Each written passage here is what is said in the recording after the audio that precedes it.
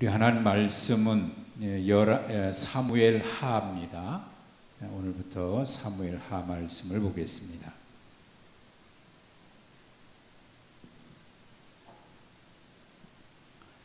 사무엘 하 1장.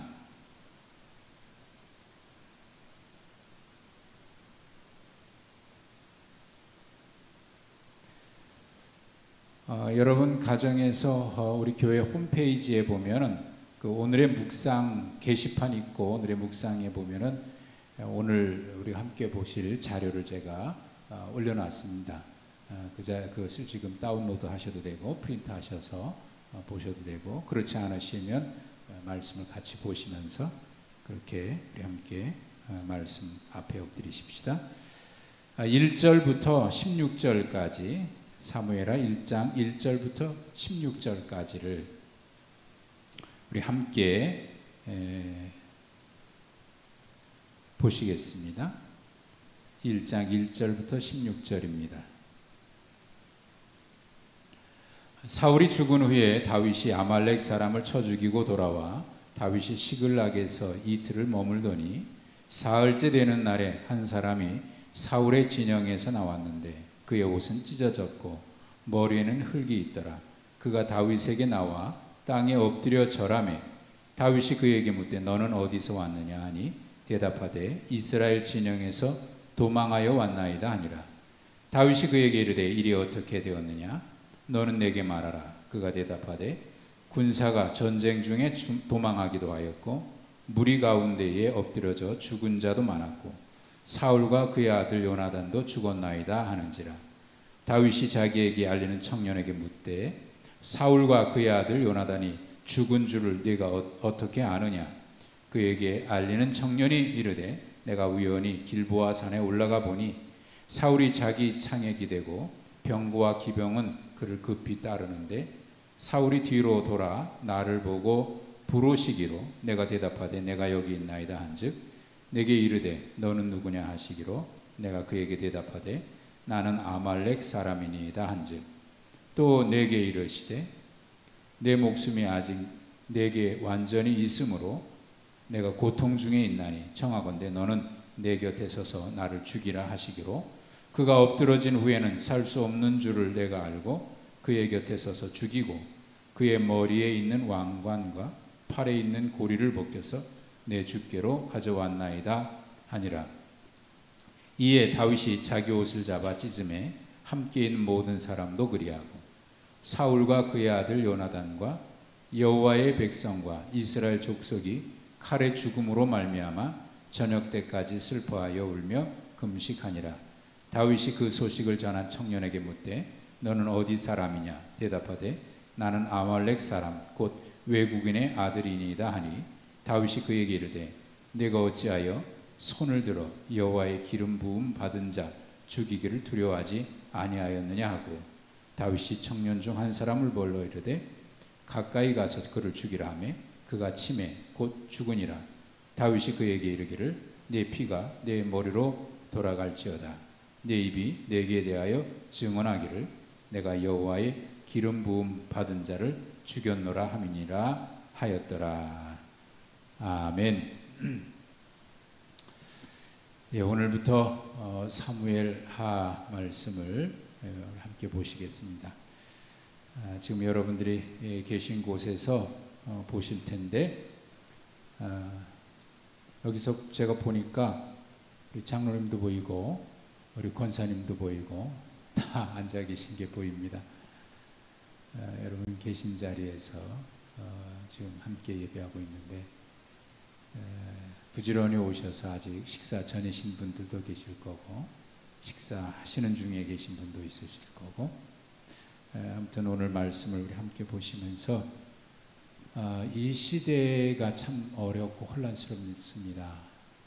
정말 있어서는 안 되는 일들이 있고 또 분명 그의 하는 말이나 행동이나 여러 가지를 보면 이거는 아닌데 하는데도 여전히 그 앞에 몰려가는 사람들이 있는 것을 보면 참 안타깝다 하는 생각이 들기도 하고 그렇습니다. 우리가 더욱 말씀 앞에, 진리가 혼란스러운 이때에 더 말씀 앞에 서야 해요. 그 말씀만이 우리의 생명이고 능력입니다. 하나님의 약속의 말씀, 그 신실하신 하나님이 주신 약속의 말씀이니까 거기서 소망을 찾아야 되고 거기서 생명을 얻어야 합니다. 사무엘상을 지난주까지 마무리했는데 여러분 기억하실는지 모르겠습니다. 6개월 지금 1월부터 봤으니까 1월 첫 주부터 봤으니까 지금 8월이니까 거의 7개월 이상을 봤잖아요.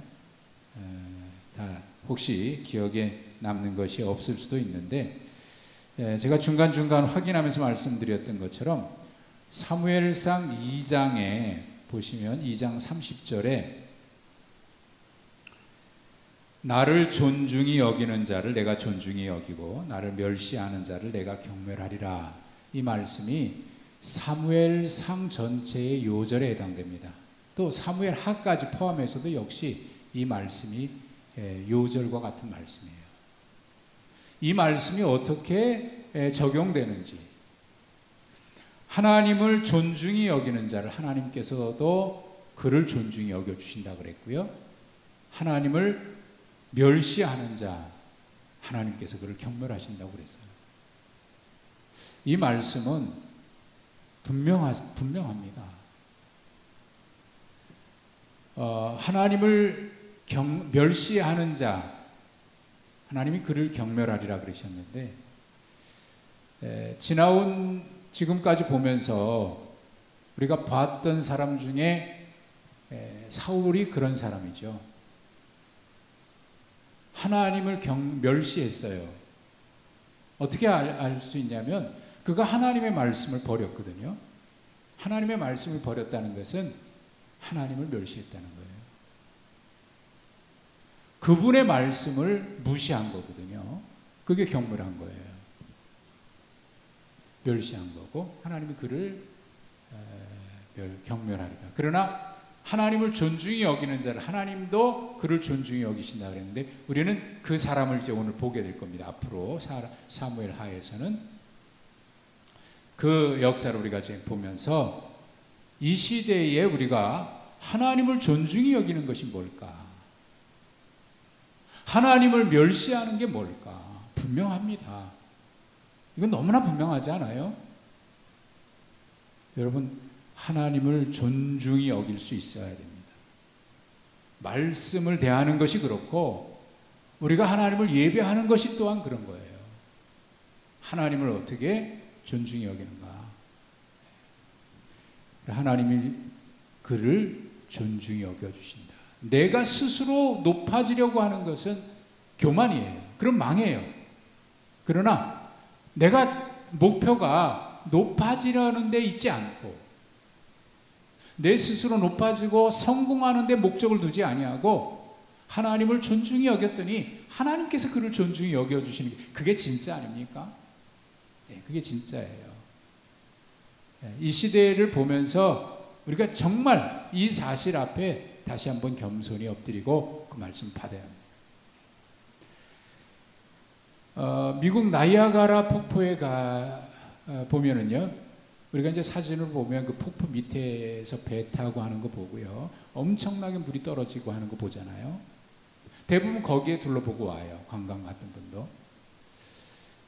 그런데 저는 그 밑에도 봤지만 일부러 그 폭포 위에 있는 데를 한번 둘러봤어요.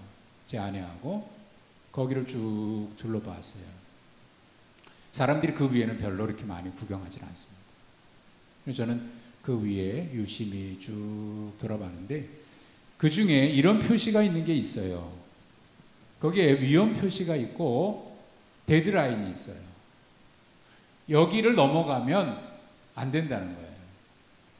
그러니까 물이 위에서부터 쭉 흘러오다가 그 선을 넘어가면 유속이 굉장히 빨라져요. 그래서 거기부터는 빠져나오기가 어려워요. 물살 때문에. 요번에 요번에 춘천에서 장마 때에 안타까운 일이 벌어졌잖아요. 그 중간에 보면 이렇게 선이 있었어요. 선. 거기까지 가면 안 되는 거거든요. 근데 거기까지 가다가 그 선에 걸려서 배가 뒤집히고 그 댐으로 그냥 빨려 들어가 버리고 말았잖아요. 그러니까 그 선이 있는 거예요. 선. 넘어가면 안 되는 선이 있어요. 거기 넘어가면 이 자기 힘으로는 빠져나올 수가 없어요. 누가 밧줄을 던져도 쉽질 않아요. 그만큼 거기는 이제 폭포로 떨어지는 힘이 더 강한 겁니다. 거기를 위험선이고 경계선이에요. 거기 넘어가면 안 됩니다. 우리가 지금까지 보았던 사무엘상에서 사울은 그걸 넘어버리고 말았어요. 넘어버리고 말았어요. 하나님의 말씀 멸시했죠. 그리고 해서는 안 되는 일을 했죠. 기회를 여러 번 주셨는데 결국 넘어갔고 그래서 멸망하고 말았는데 오늘 이제 그 얘기를 좀 보겠습니다. 사무엘상 마지막에서는 이제 사울이 죽고 그의 시체를 그 블레셋 군인들이 목을 잘라서 그다음에 그의 투구나 갑옷 가져가고요. 그의 목 잘린 시신을 성에다가 매달아놔서 모욕을 당하게 하는. 자기는 스스로 이방인의 블레셋 사람에게 죽임을 당해서 모욕을 당하기를 원치는 않았는데 결국 그런 모욕을 당하고 말았죠. 그 얘기가 이제 사무엘상 마지막 장에 기록되어 있는 거고, 자 오늘은 1장 1절에 이렇게 시작이 됩니다. 사울이 죽은 후에, 이 블레셋과의 전쟁에서 사울이 죽어요. 그리고 요나단도 죽었죠. 그건 지난주까지 우리가 봤던 말씀입니다.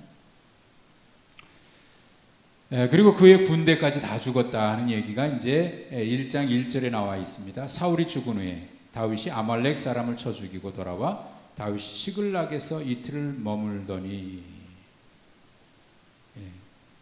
그러니까 지금 블레셋과 이스라엘의 전쟁에서 블레셋에 의해서 이스라엘이 패배했고 사울이 죽어요. 요나단도 죽고 그 전쟁이 대패하죠. 그 동시에 이 전쟁에 나올 수밖에 없었을 만큼 위기에 처했던 다윗은 그 블레셋 군인 고관들이 반대해서 다시 돌아갔고 가보니까 남겨두고 온 식솔들, 가족들이 아말렉이 쳐들어와서 다 사로잡아갔거든요.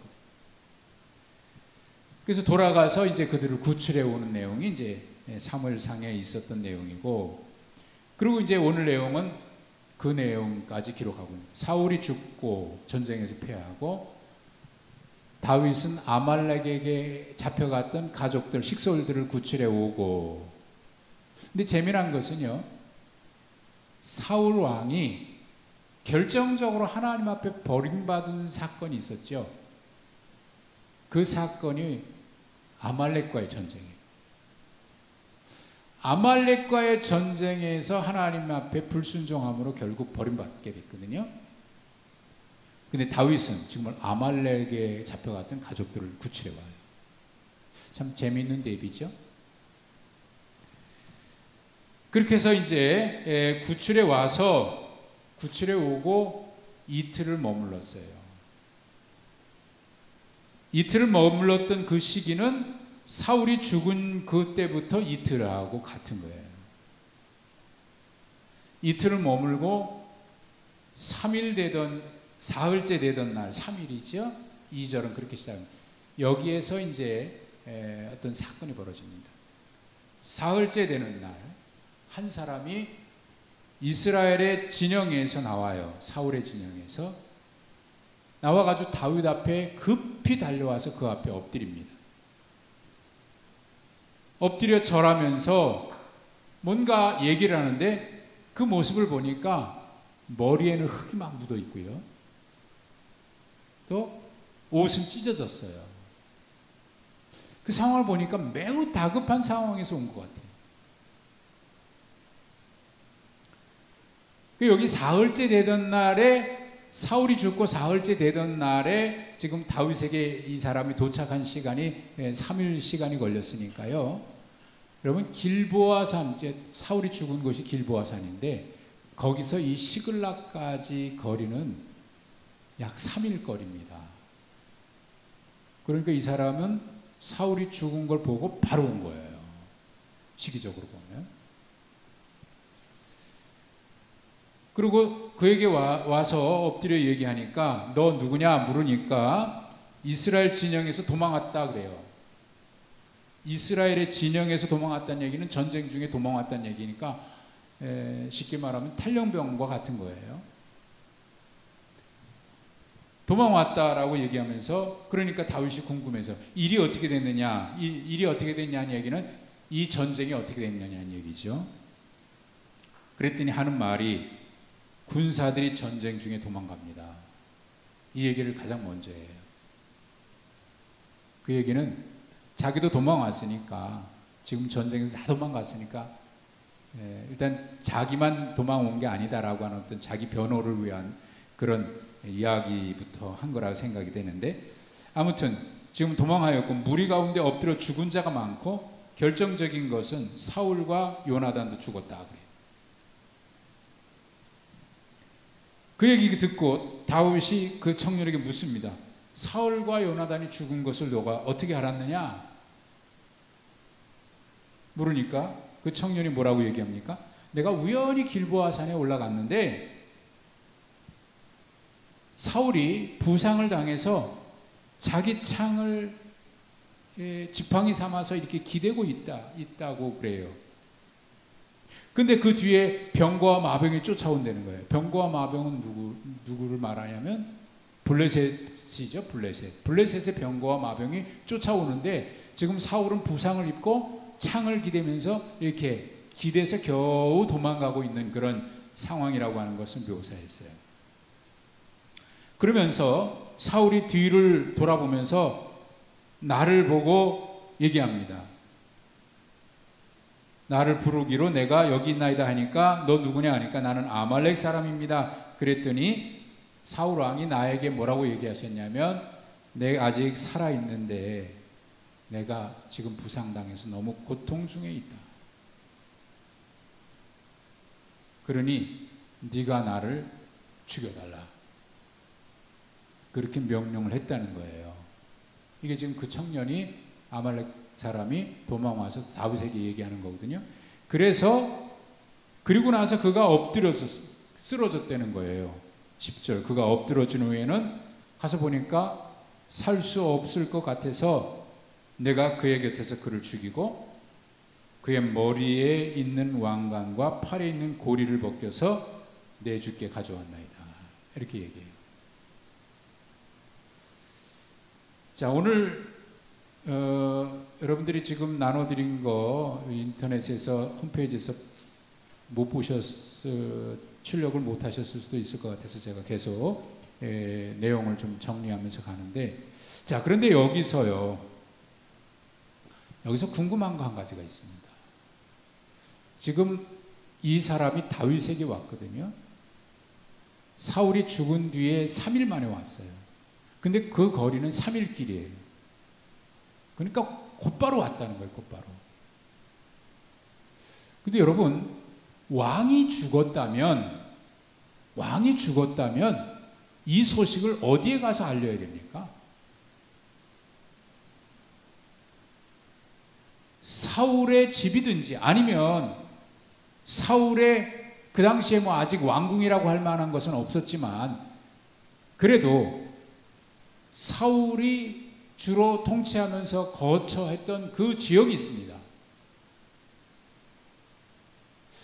그리로 빨리 가서 지금 이 소식 알려야 되는 거 아니에요? 근데 다윗은 사실 지금 이스라엘에 있질 않아요.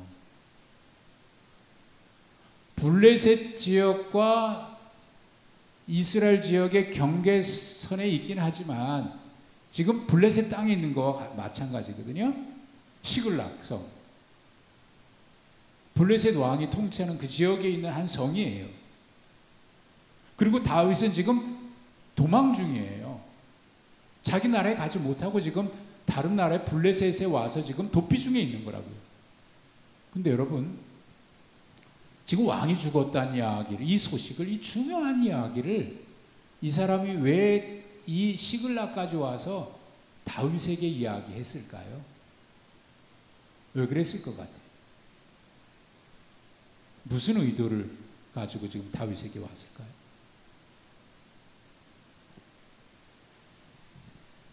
짐작하셨는지 모르겠습니다만은 이 사람은요, 이 사람의 보고한 내용을 가만히 살펴보면은요,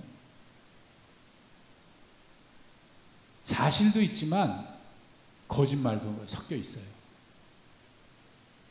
사실도 있지만 거짓말도 섞여 있어요. 사실은 뭐냐면 사울이 죽었고 요나단도 죽었다는 것은 사실이에요. 또 군사들이 다 도망가고 군인들이 많이 죽었다는 것, 이 전쟁에서 졌다는 것도 사실이에요. 길보아 산에서 사울과 요나단이 죽은 것도 맞아요. 그런데 우리가 사무엘상 마지막 장에서 보았죠. 사울이 죽을 때 누구에게 죽여달라고 그랬죠? 사울 왕의 무기 맡은 자, 가까운 경호원 같은 사람이죠. 그에게 나를 죽여달라고 그랬어요. 내가 할례받지 않는 사람에게 죽임을 당하고 싶지 않다. 모욕당하고 싶지 않다. 근데 그 사람이 죽였습니까? 왕을 어떻게 죽여요? 아무리 그래도 그랬지. 안 하니까 사울이 자기 칼에 엎드려서 죽었고, 그것을 본 경원이 너무 두려워서 자기도 그 칼에 엎드려서 같이 죽었잖아요. 근데 지금 이 사람이 얘기하는 건 뭐예요? 자기가 죽였다는 거 아니에요? 자기가 죽였다는 거. 사울 왕이 죽여달라 그래서 자기가 죽였다는 얘기를 해요. 이 거짓말이잖아요. 근데 아무리 왕이 죽어가는 상황이라고 하더라도 왕을 죽인다? 이거 결코 잘한 일 아니잖아요. 이거 큰일 날 일 아닙니까? 근데 이 이야기를 아무렇지도 않게 다윗에게 와서 얘기를 해요. 다윗에게 와서. 그리고 10절에 있는 말씀을 보면 그를 죽이고 난 다음에 왕관과 팔에 있는 고리, 팔찌 같은 거겠죠? 왕관과 팔에 있는 고리는요, 이거는 왕을 상징하는 거예요. 왕관이니까 왕을 상징하는 거고, 팔찌도 아무나 할 수 있는 건 아니에요. 왕이 할 수 있는 거니까 왕을 상징하는 거란 말이죠. 그걸 빼들고 왔어요. 시체는 어떻게 했죠?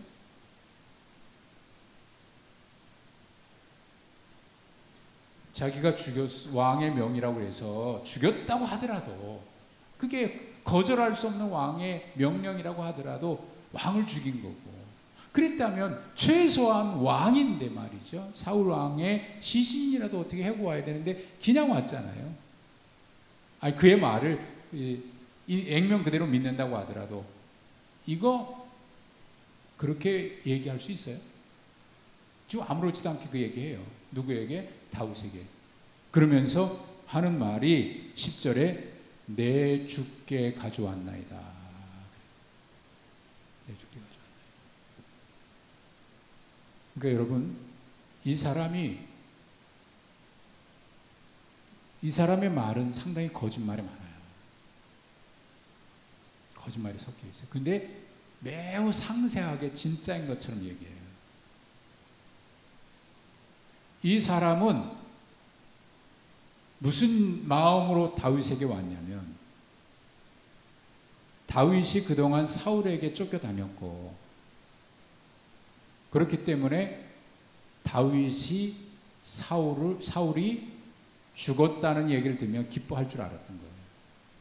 그리고 그것도 내가 죽였다라고 얘기하면 다윗이 그에게 어떻게 할 거라고 생각했냐면, 아마 이 사람은 다윗이 왕이 될 것도 이제 알고 있었던 것 같아요. 지금 분위기로 이 사람은 틀림없이 다윗이 왕이 될 거다. 그러니 내가 사울을 죽였다고 하면 사울에게 큰 상을 받고 높은 자리 하나 받을 거라고 생각을 했던 것 같아요. 그래서 와가지고 내가 죽였다 당당하게 얘기해요. 왕관도 가져오고 여기 왕의 팔찌도 가져왔습니다. 그걸 왕 다윗에게 드려요. 당신이 왕입니다라고 하는 말하고 같은 거거든요. 그러니까 이 사람의 관심은 뭐예요? 내가 사울을 죽이고 왔다 그러면 다윗이 이제 왕이 될 때에 자기의 공을 인정해서 상급을 주든지 높은 자리에 앉게 하든지 뭔가 굉장한 것을 얻을 수 있을 거라고 생각합니다. 다윗도 그걸 기뻐할 거라고 기대했던 거예요. 오해했죠. 다윗은 그런 사람 아니잖아요.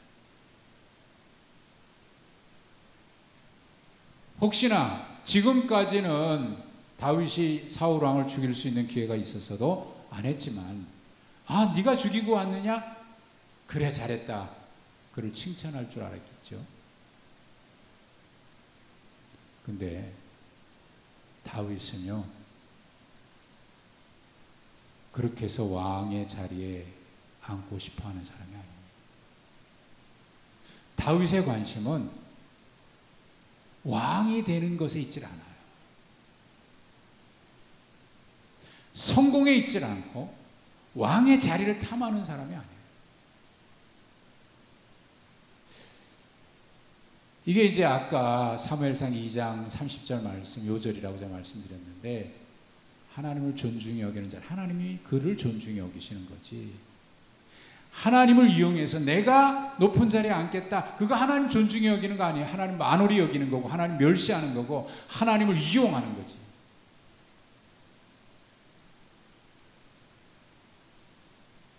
지금 이 코로나 이 벌어진 이 일의 중심에 있는 그 사람도 목사라고 하는 직분을 가지고 있으나, 제가 볼 때는 지금 그가 한 모든 것을 보면 하나님을 이용하고 있는 거예요.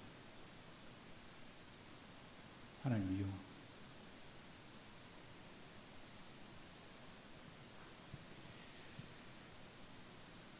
자, 여기까지 이 보고를 듣자마자 다윗이 옷을 찢고 울어요. 옷을 찢고. 11절에 옷을 찢고, 그러니까 함께 있던 모든 사람도 똑같이 옷을 찢어요.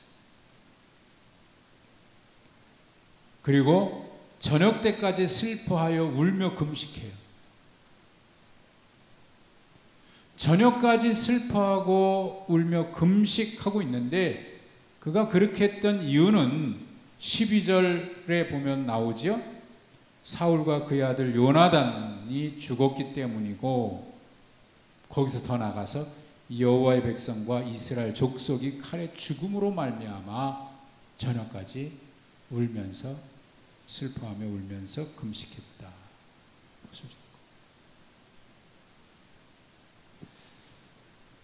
여러분, 지금 이런 상황이 벌어졌을 때 사울이 죽은 것을 알리러 왔던 그 청년은 어땠을 것 같습니까?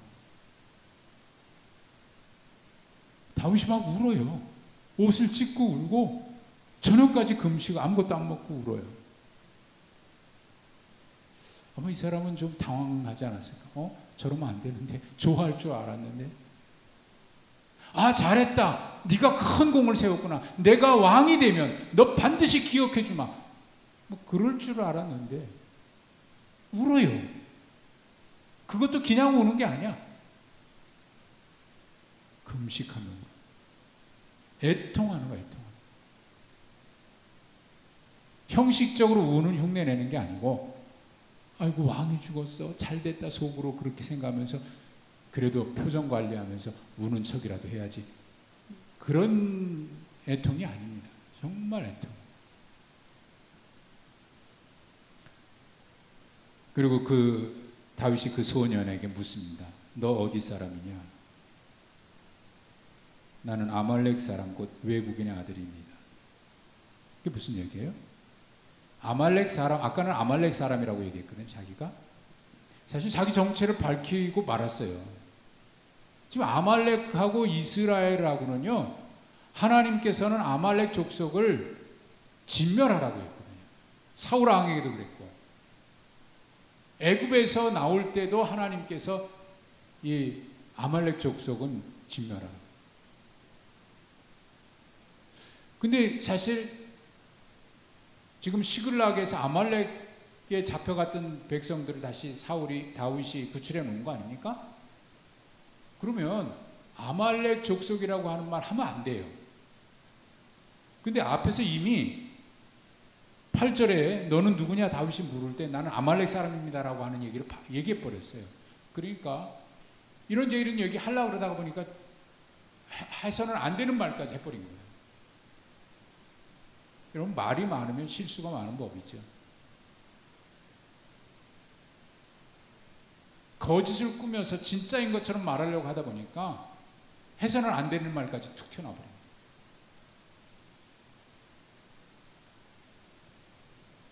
말의 실수. 거짓을 얘기하려고 하면 반드시 그런 실수가 있습니다. 나는 아말렉 사람 얘기, 곧 외국인의 아들이다라고 하는 이야기를 지금 왜 했느냐면, 아까 한 말이 아이고 내가 해서는 안 되는 말 했구나. 이거를 뒤엎으려니까 옛날에는 아말렉 사람이었는데 이미 부모님 때든지 그 이전에 오래전에 이스라엘로 이미 와서 이스라엘 사람이 됐고, 출신은 아말렉이지만 나는 이스라엘에 오래 살았던 후손입니다. 그렇게 지금 앞에 실수를 만회하려고 지금 이야기하고 있는 거예요. 자꾸 말이 길어지죠. 말이 길어져요.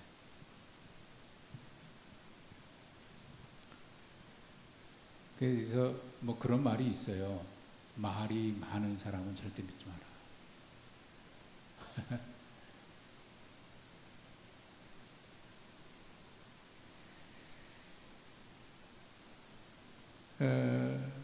다윗이 그에게 얘기합니다. 14절입니다. 네가 어찌하여 손을 들어 여호와의 기름 부음 받은 자 죽이기를 두려워하지 아니하였느냐. 그리고 그를 죽이게 되죠.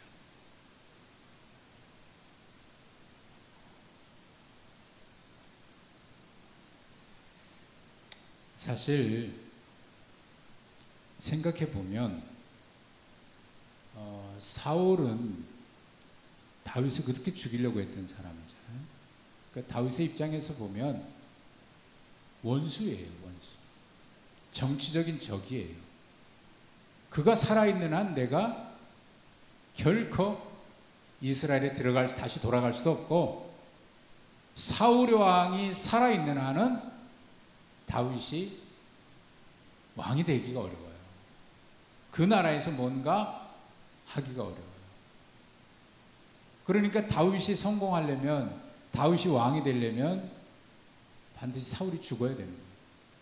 근데 사울이 죽었다는 얘기를 들었는데 기뻐해야 되는 게 사실이잖아요. 그렇다고 보면. 근데 기뻐하지 않거든요. 고국으로 다시 돌아가려면 사울이 죽어야 돼요.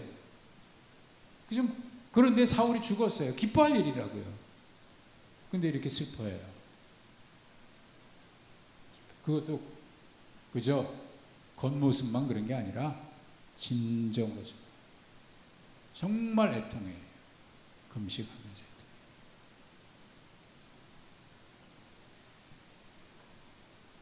그가 이렇게 애통해하는 이유는 물론 전쟁에서 져서 그 백성들이 죽은 것도 있지만 16절에 보면은요, 그 14절에 보면 다윗이 그 청년에게 이렇게 얘기합니다. 네가 어찌하여 손을 들어 여호와의 기름 부음 받은 자 죽이기를 두려워하지 아니하여. 이 일 때문에 하나님의 기름 부음 받은 자를, 그가 아말렉 청년이, 사실 이때만 해도 다윗은 이 사람의 말대로 네가 죽였다. 거기에 이제 얘기하죠. 16절에 내 입이 네게 대하여 증언하기를 내가 여호와의 기름 부음 받은 자를 죽였다고 했다. 네가 스스로 얘기하잖아. 그래 죽여요. 그러니까 사실 다윗이 이렇게 슬퍼하는 이유는 바로 겁니다. 하나님의 기름 부음 받은 자를 자가 죽은 것에 대해. 그러니까 다윗은 사울이 빨리 죽었으면 하는 바람이 인간적으로 하나도 없었을까. 근데 이 모습을 보면 정말 사울이 죽은 것에 대해서 슬퍼합니다. 그리고 그 전에 하나님의 기름 부음 받은 자를 내가 죽이지 않겠다라고 하는 말을 여러 번 다짐하고 오죽하면 그게 진실이어서 사울왕의 옷자락 하나 뺀 것까지도 그렇게 회개했잖아요. 안타까워. 진심이죠, 진심. 이 사람은 오해한 거예요. 사울이 죽었다 그러면 좋아할 거라고 생각했고요. 적이 죽었으니까, 원수가 죽었으니까. 그리고 또 내가 죽였다고 얘기하면 더 좋아하면서 그래 네가 그랬냐? 네가 내 원수를 갚아줬구나. 네가 내 앞길을 막고 있는 자를 제거해줬구나. 그리고 칭찬하고 상급을 주고 그에게 높은 자리 줄 거라고 생각을 했던 거예요. 근데 오해한 거죠. 다른 사람들은 그랬을 것 같아요. 왜냐하면 지금까지 그런 사람들이 많이 있었고 다른 사람들은 그러면 좋아하고 칭찬해주고 상급 줘요. 근데 다윗은 안 그래요. 그리고 이것이 동시에 그리스도인의 모습이기도 해요. 세상 사람들은 내 성공을 위해서 남이 망하는 거 좋아하고 그래 잘했어. 그렇게 해서는 안 되는 일인데도 나를 위해서 그랬으니까 잘했어. 그리고 그를 좋아하고 그에게 뭐 선물을 주고 그럴 수 있어요. 그러나 하나님의 사람은, 진짜 하나님의 사람은 다윗처럼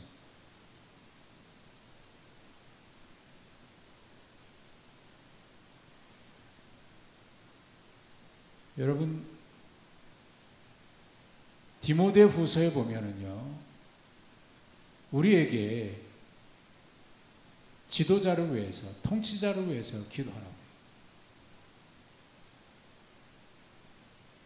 이스라엘 백성들이 바벨론의 포로로 끌려갔을 때 예레미야 선지자를 통해서 주신 말씀은 너희들은 70년 동안 그곳에서 있어라. 그곳에 있으면서 집을 짓기도 하고 농사도 짓고 자녀도 낳아라. 그리고 화원도 가꿔라. 열심히 살아라. 거짓 선지자는 뭐라 그래요? 아니야, 2년 있다가 돌아올 거니까 그럴 필요 없어.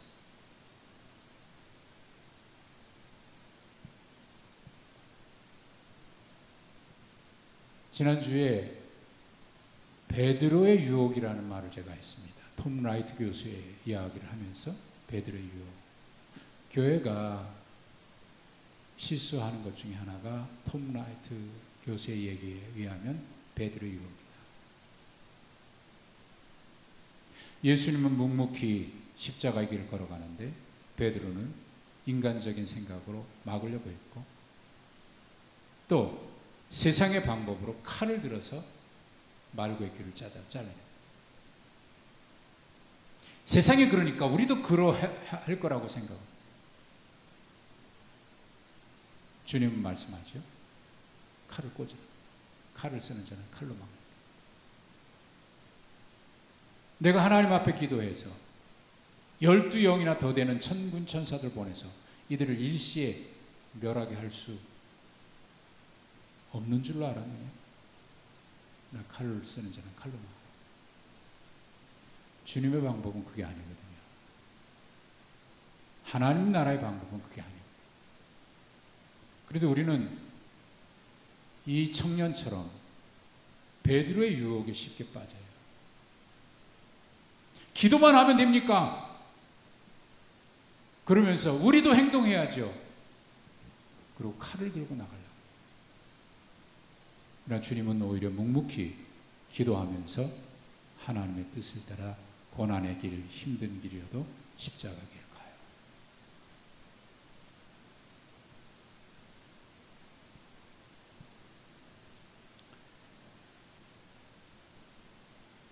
다윗이 이 청년을 죽인 이유가 뭐냐면 하나님의 기름 부음 받을 자를 죽였기 때문이에요.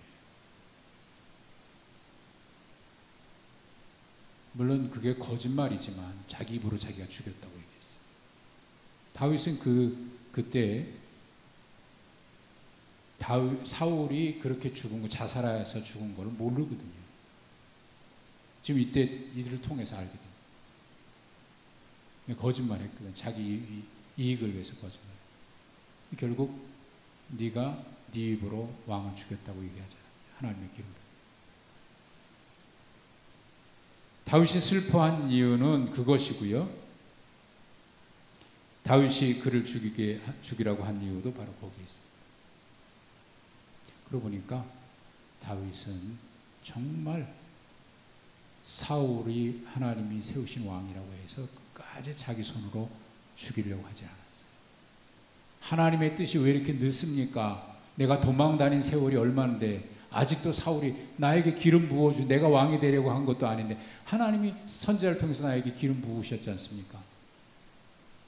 그리고 내가 이스라엘을 구원한 일로 이렇게 쫓기고 다니고 있는데 하나님 나를 왕으로 세운다고 하는데 언제입니까? 왜 이렇게 하나님의 뜻이 늦습니까? 그렇다고 해서 다윗이 하나님의 뜻을 앞당기기 위해서 사울을 죽일 기회가 있었을 때 죽인 거 아니잖아요. 하나님을 정말 신뢰한다면 하나님의 때까지 기다릴 수 있어야 그게 진짜 신뢰입니다. 하나님보다 앞서지 마시고 네가 다 하면 내가 할 게 없다. 주님 그렇게 말씀하실 수도 있잖아요. 하나님의 때에 하나님의 방법이 있음을 믿고 우리가 해야 될 일은 하나님 앞에 진실해야 되고요. 겸손해야 되고요. 거짓이 없어야 돼요. 정말 저는 감동적이고요. 그것이 믿음의 사람들의 참된 모습이라는 생각을 해요. 하나님이 그를 아브라함을 결국 세워주시잖아요. 존중히 여기니까 하나님 그를 또 존중히 여기시잖아요. 많은 것 빼앗아 왔고 그랬지만 소돔 왕이 재산은 다 가져가십시오. 그리고 백성들만 돌려주십시오. 그랬을 때 아브라함이 얘기하잖아요. 내가 당신 때문에 복을 받았다고 얘기할까봐 당신이 주는 거는 실오라기 하나라도 내가 가져가지 않겠습니다.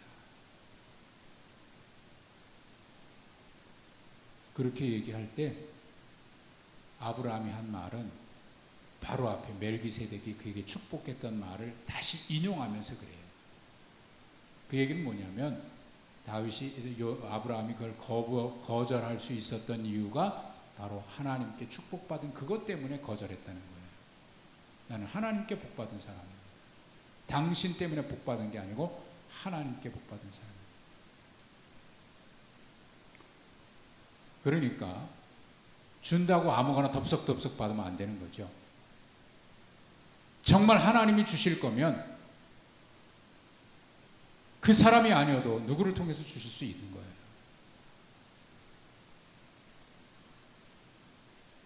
준다고 덥석덥석 받으면 안 돼요. 그래서 거부할 수도 있어요. 왜? 나는 당신 때문에 복 받은 게 아니라 하나님께 복 받은 것이기 때문에 당신이 준 거는 내가 실오라기 하나도 안 가. 물론 그 밤에 그가 좀 후회를 했는지 하나님께서 내가 너의 방패고 내가 너의 상급이다라고 하셨는데 그 밤에 갑자기 후회가 되고 뭐 그랬는지 모르겠어요. 그래서 하나님이 약속하시니까 여호와를 믿었거든요. 그러니까 우리가 믿음의 길을 걸어간다고 하는 것은 바로 그런 길을 걸어가는 거예요. 정말 하나님을 신뢰하고 걸어가는 거예요. 곁눈질 하지 말고. 그리고 나서 이제 다윗이 슬퍼하면서 노래를 불렀는데 그게 활의 노래라. 활의 노래. 그 요나단이 활을 잘 쏘잖아요. 그래서 아마 활의 노래라 이렇게 이름 붙였는지 잘 모르겠습니다만은 아무튼 활의 노래, 김훈 작가의 칼의 노래, 이순신 장군의 임진왜란 그 중심으로 해서 그 이야기 소설이 있죠. 그 책 제목이 칼의 노래잖아요. 여기서 힌트를 얻었는지 모르겠어요. 아무튼 활의 노래, 거기서 정말 안타까워 울고 하는 이야기가 이것을 지어서 이스라엘 백성들에게도 가르쳤다 이렇게 나와 있습니다. 정말 슬픔을 아는 사람, 애통해야 할 줄 아는 사람, 참된 슬픔이 뭔지를 아는 사람. 지금 이 시대를 보면서 우리가 걸어가야 될 길을 다윗에게서 보게 됩니다. 하나님이 그를 세우시는 거예요. 왜 어떻게 세우시나? 우리 하나님을 신뢰하고 가야 돼요. 혼란스러운 시대입니다. 우리의 믿음이 정말 하나님만 바라보고 하나님을 신뢰하면서 걸어가는 그런 믿음의 길을 걸어갈 수 있기를 바라고요. 이 혼란스러울 때에 우리의 소망, 우리가 바라봐야 될 것은 오직 하나님밖에 없습니다. 이거니 저거니 흔들리지 마시고 오직 하나님만 바라볼 수 있었으면 좋겠어요. 그래서 하나님이 세워주시는 그 믿음의 길, 승리의 길 걸어가는 우리 모두가 되시길 간절히 축원하고, 이 자리 유튜브로 예배하는 여러분들, 이 빈자리에서 저는 여러분이 앉아있던 자리에 오늘도 그분들이 그 자리에서 지금 유튜브로 이걸 보고 계실 거다 이렇게 생각하면서 여러분과 함께 말씀을 나눴는데, 이 말씀 붙들고 우리가 믿음의 길을 어떻게 걸어가야 될지 다시 한번 다짐하면서 흔들림 없는 승리의 길을 걸어가는 우리 모두가 되시기를 주님의 이름으로 축복합니다. 하나님 아버지 감사합니다. 오늘 우리에게 다시 믿음의 길이 무엇인지 말씀으로 우리에게 보여주셨습니다. 하나님을 존중히 여기는 자를 하나님이 그도 존중히 여기신다고 말씀하셨습니다. 하나님을 멸시하는 자 하나님 그도 경멸한다고 말씀하셨습니다. 하나님, 오늘 공을 세우기 위해서 거짓말을 했던 이 젊은이, 그가 욕심에 권력에 눈이 어두워 그랬으나 결국 망하고 말았고, 사울도 그랬고, 그러나 다윗은 자리를 탐한 자가 아니라 하나님 앞에 어떻게 살아가야 되는지에 대해서 늘 고민했던 사람인데 하나님께서 그를 세워가시는 것을 보게 됩니다. 하나님, 우리도 하나님을 존중히 여기며 살아가게 하여 주셔서 이 시대에 참된 믿음의 길 걸어가게 하여 주시옵소서. 예수님의 이름으로 기도하옵고 이제 주님 가르쳐주신 기도 함께 드립니다. 하늘에 계신 우리 아버지, 아버지의 이름을 거룩하게 하시며 아버지의 나라가 오게 하시며 아버지의 뜻이 하늘에서와 같이 땅에서도 이루어지게 하소서. 오늘 우리에게 일용할 양식을 주시고 우리가 우리에게 잘못한 사람 용서하여 준 것 같이 우리 죄를 용서하여 주시고 우리를 시험에 빠지지 않게 하시고 악에서 구하소서. 나라와 권능과 영광이 영원히 아버지의 것입니다. 아멘. 예, 오늘 평안한 밤 되시고 내일 새벽 예배도 앞으로 계속 당분간 별도의 공지가 있을 때까지 온라인 예배하게 됩니다. 온라인 예배하시면서 우리 함께 기도해 주셨으면 좋겠습니다. 자유롭게 기도도 하시고 또 식사 못하신 분들은 식사하시고 자유롭게 가족들과 함께 오늘 평안한 밤 되시길 축복합니다.